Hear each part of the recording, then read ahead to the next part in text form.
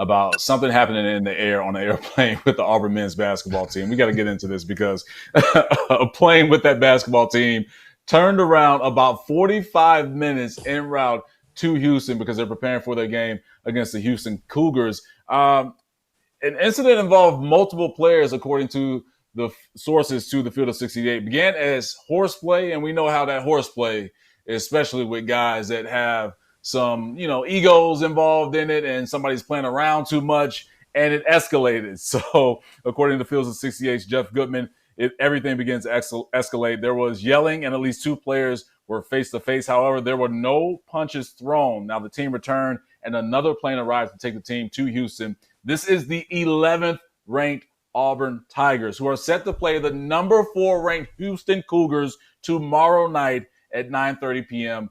on ESPNU.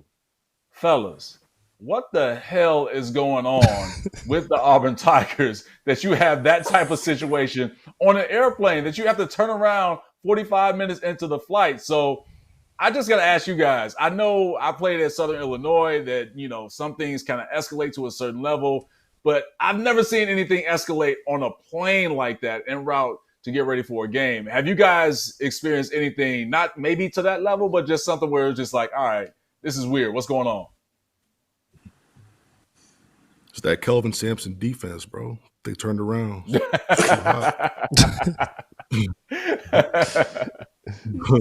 no, I can't even understand how it can even get to that point because, like, you're flying charter.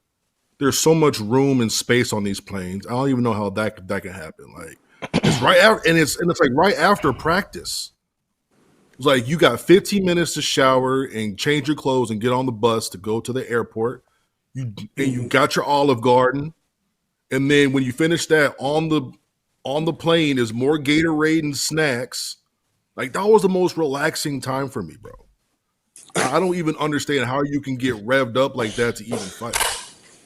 But also, it feels like maybe like something carried over from practice or the practices before, and somebody took something a little too personal. Forget like maybe 5 seconds later.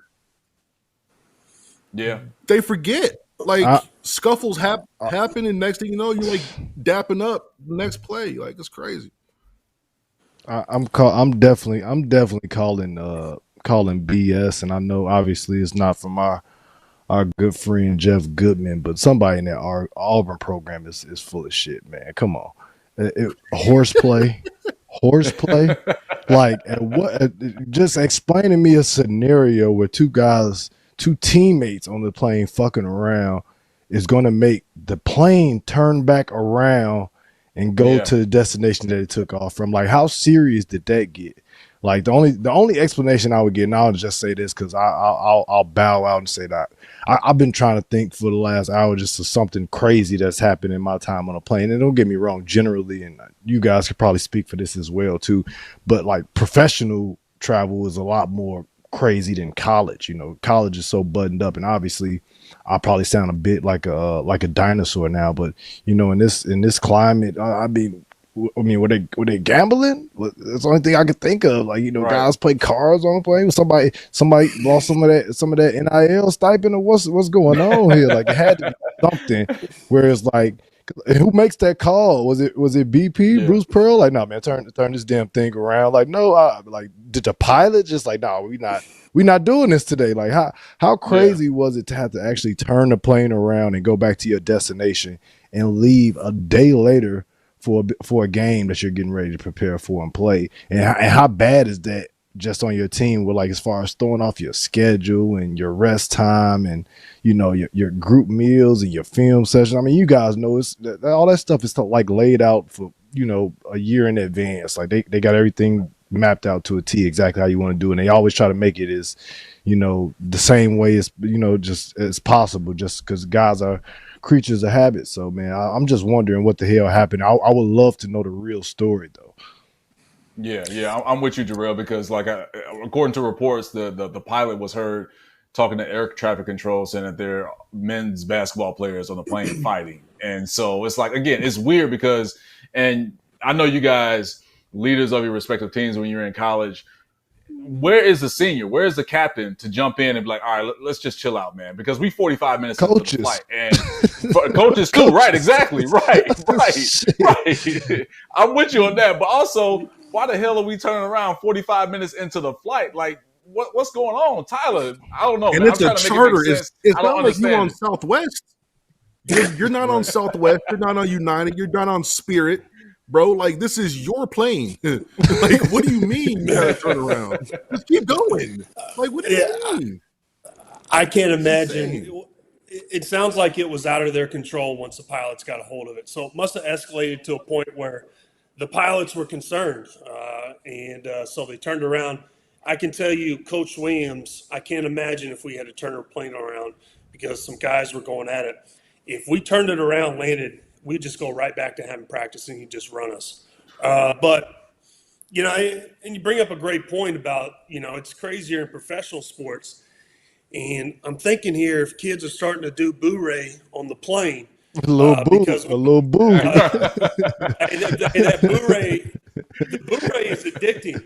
So, you know, and with this new NIL era, that would be one part of it that I really miss is playing boo-ray. You know, because when I got played in the league for a little bit, you know, the Texas Hold'em was a thing with the Pacers. And then, you know, when I played with Charlotte, Al Jefferson introduced me to boo-ray. And, I mean, that is very addicting. And I love a little gambling. And so I can tell you some of those, you know, when you don't hit, it can be very emotions can get high. And when that pot gets really big and you make a mess up and you got to match it, you know, I can tell you, I can see some issues with that, but I doubt they're doing that. I don't know. Yeah, and that's my thing. I couldn't imagine the NIL era.